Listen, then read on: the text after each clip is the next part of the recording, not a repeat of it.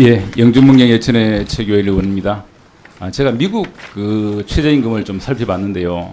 미국은 10달러가 넘는 주가 한 15개 주 정도 되는 것 같고, 가장 낮은 주는 와이오밍주, 조지아주 5.15달러입니다. 그리고 알라바마 등 5개 주는 최저임금이었고요. 또 나머지 주는 아예 연방 최저임금을 따른다 이렇게 되어 있습니다. 연방 최저임금은 7.25달러로 현재 5년째 동결되고 있습니다.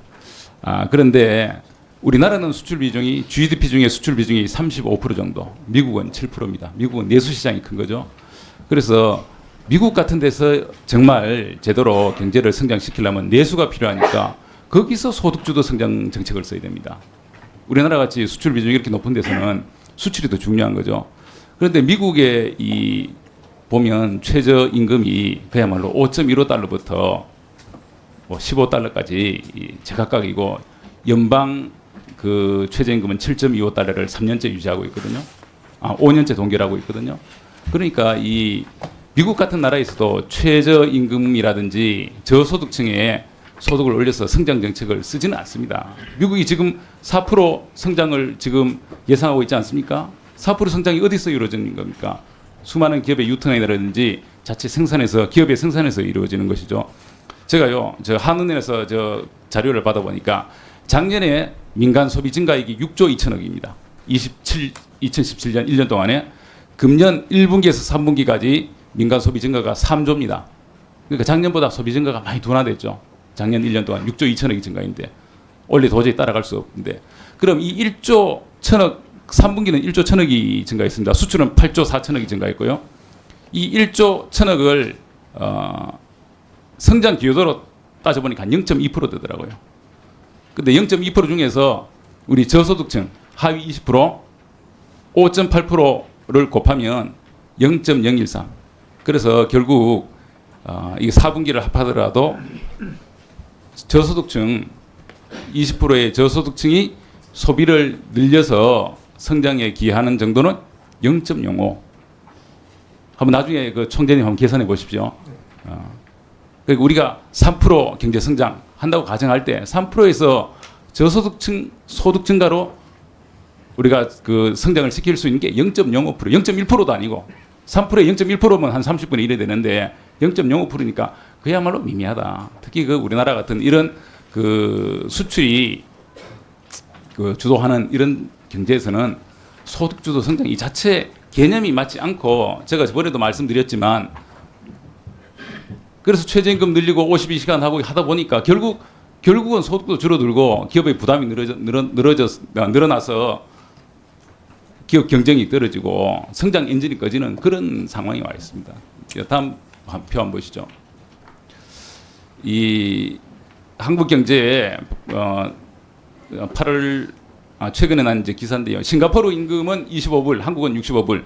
이 선박 수주 가른 조선업 생산성 이렇게 돼 있죠. 보면 싱가포르 선코르 마린사가 한국 조선사보다 860억 적은 결국 그 가격을 내서 수주객을 따냈다. 우리 한국 상계사가 아무리 따져도 도저히 이 가격으로 낼 수 없는 그런 상황이라고 그러고요. 다음에 한번 보시죠. 그리고 글로벌 그 자동차 3사 현황인데, 평균 임금이 현대차 9,200만 원, 도요타 8,300만 원, 폭스바겐 8,400만 원. 임금 비중이 현대차가 12.3%, 도요타 5.8%, 폭스바겐 9.9%입니다. 경쟁력이 안 되는 거죠. 다음에 한번 볼까요? 그리고 금년 들어서 말이죠. 금년 상반기에 이거 고용노동부에서 제출한 자료입니다. 300인 이상 대기업 임금 증가율이 9.6%입니다. 9.6%. 중소기업은 4.8%입니다. 저는 이 분배 쇼크 이 부분도 여기에 기인하지 않나. 다음 한번 보시죠. 저기서 보는 것처럼 우리는 대기업하고 중소기업이 너무 차이가 납니다. 다른 나라에 비해서. 그런데 금년에 오른 것도 말이죠. 이렇게 대기업에서 9.6% 오르고 중소기업에서 4.8%밖에 안 되니까 이 분배 쇼크가 생기는 겁니다. 그래서 방향을 성장을 하려면 기업 위주, 저소득층 소득 늘리는 것은 분배와 복지, 그리고 중소기업 여기에 구조 개혁 중소기업 구조에 집중해야 된다. 여기에 대해서 한국의 총재님하고 예, 의원님, 비슷한 논리의 얘기를 국감에서 여러 차례 말씀하신 건 잘 알겠습니다. 최저임금 인상을 통해서 저소득층이 이제 아무래도 한계 소비성이 높으니까 이제 수입의 많은 부분을 지출을 쓰지 않겠냐는 거 아니겠습니까? 그리고 그런 수요 진작이 결국 투자로 연결이 되고 그것이 성장으로 갈 것이다 하는 거는 상당히 긴 시간에 어떤 작동을 필요로 할 것입니다.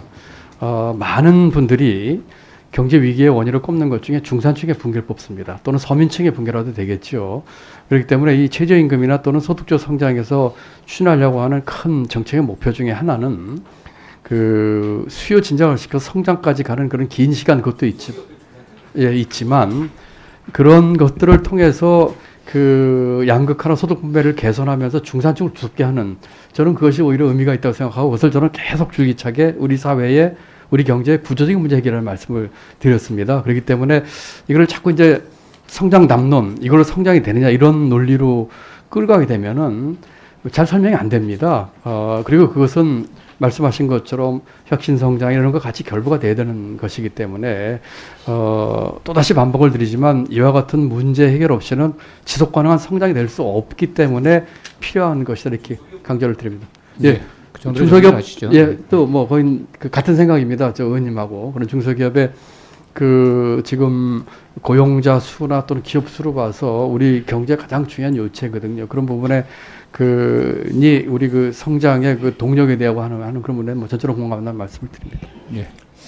네, 저도 뭐 의원님 또 부처님 말씀에 제가 크게 덧붙일 거는 아니고 지금 이제 중소기업에 국한해서 말씀을 하셨으니까 저희들이 사실상 중소기업에 대해서는 저희 오래전부터 지원 정책을 펴왔고 지원이 정책이 부족하다는 생각은 안 드는데 결국은 중소기업도 결국 제가 아까 생산성을 말씀드렸습니다만 중소기업에 대한 지원도 뭐 그런 차원에서 좀 소위 효율적 소위 내실화 그런 쪽을 주력할 때가 아닌가 저는 뭐 한 가지 중소기업에 한해서 덧붙인다면 그 말씀을 좀 드리고 싶습니다. 네. 예, 수고하셨습니다. 네, 다음 유승희 의원님 질의해 주시겠습니다.